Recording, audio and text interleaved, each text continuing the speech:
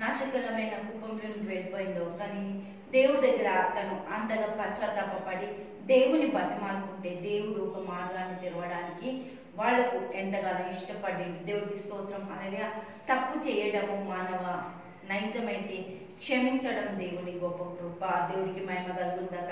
ఉరియా చాలా మంచి వ్యక్తి, నమ్మకమైన వాడు, రాజుకు నమ్మకమైన సైనికుడు. అటువంటి ఉరియాని దావీదు చంపించడానికి దిగజారిందంటే అక్రమ సంబంధం అంత భయంకరమైంది. అక్రమ సంబంధం కొరకు ఉరియాని చంపించి దావీదు ఎంతగానో కోల్పోయిండు, నలుగురు కుమారులను కోల్పోయిండు. దేవుడు ఎంత భయంకరమైన శిక్ష వేసింది కదా. నెమ్మది లేకుండా పోయింది దావీదుకి.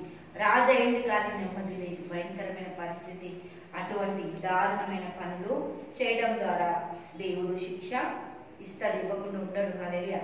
కానీ దావీదు పశ్చాత్తాపడ్డప్పుడు నతానీయేలు ప్రవక్త వచ్చినప్పుడు చాలా దేవుడి దగ్గర గోజాడతాడు. హల్లెలూయా. ఈ బెత్షెబ దావీదు ఇద్దరు దేవుడి దగ్గర గోజాడినప్పుడు దేవుడు వాళ్ళకు ఒక కృపని అనుగ్రహించిందో చూద్దాం. దేవుడికి మహిమ కలుగు. 12వ అధ్యాయం 2వ సమూయేలు 12వ అధ్యాయము 24వ వచనం. దేవుడికి మహిమ కలుగుతాక. అయితే దావీదు ఎంత చక్కగా దేవుడి దగ్గర ప్రవర్తించి దేవుడి వినయాన్ని దేవుడికి చూపించి బెత్షెబ దావీదు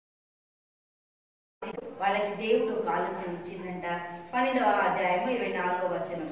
తర్వాత దావీదు తన భార్య అయిన బెత్షెబను ఓదార్చి ఆమె ఎద్దకు పోయి కూడగా ఆమె ఒక కుమారుణ్ణి కనెను. దావీదు అతనికి సొలొమోను అని పేరు పెట్టెను. యెహోవా అతన్ని ప్రేమించి నతాను అను ప్రవక్తను పంపగా అతడు యెహోవా ఆజ్ఞను బట్టి యెదిద్యా అని అతనికి పేరు పెట్టెను. దేవునికి మహిమ కలుగుగాక. దేవుడు దావీదును ఎంతగానో ఓదార్చిండు అంటే, హల్లెలూయా, దావీదుని దేవుడు క్షమించిండు. వాళ్ళిద్దరూ ఒక నిర్ణయానికి వచ్చేసిండ్రు.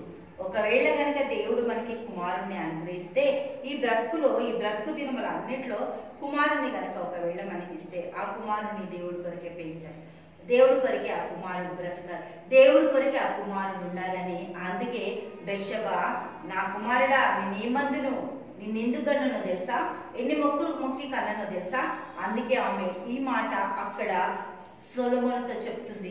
ఎన్ని మొక్కి నిన్ను కన్ననో తెలుసా, నువ్వు చేస్తున్నది ఏంటి, స్త్రీలతోని సమయాన్ని వ్యర్థపరుస్తున్నావు, మత్తులతోని జీవితాన్ని పాడు చేసుకుంటున్నావు, తప్పుడు నిర్ణయాలు జరుగుతాయేమో గుర్తుపెట్టుకో అని సొలొమోను హెచ్చరించింది. దేవుడికి మహిమ కలుగుగాక. సొలొమోను ఈ స్థితికి రావద్దని చెప్పి తను ఎంతగానో దేవుడి దగ్గర ప్రాధేయపడి సొలొమోనుని దేవుడి కొరకు ప్రతిష్ఠించింది. హల్లెలూయా.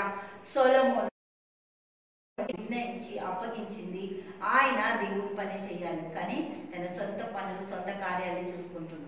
దేవుడి పనికి ముందుకు రావట్లేదు. అందుకోసమే హెచ్చరిక చేస్తుంది తల్లి ఉపదేశము. హల్లెలూయా. దేవుడికి మహిమ కలుగుగాక. తండ్రి అద్భుతకర ఆశ్చర్యకర నీకు స్తుతులు స్తోత్రాలు చెల్లిస్తుంటాయి. యేసుక్రీస్తు నామమున బిడ్డలని నాయనాని కుటుంబాన్ని నీవు హెచ్చరిక చేసి దేవుడి దగ్గర బిడ్డలు సాక్షి దయచేసి యేసు నామమున ప్రార్థిస్తున్నాము తండ్రి. ఆమేన్, ఆమేన్, ఆమేన్.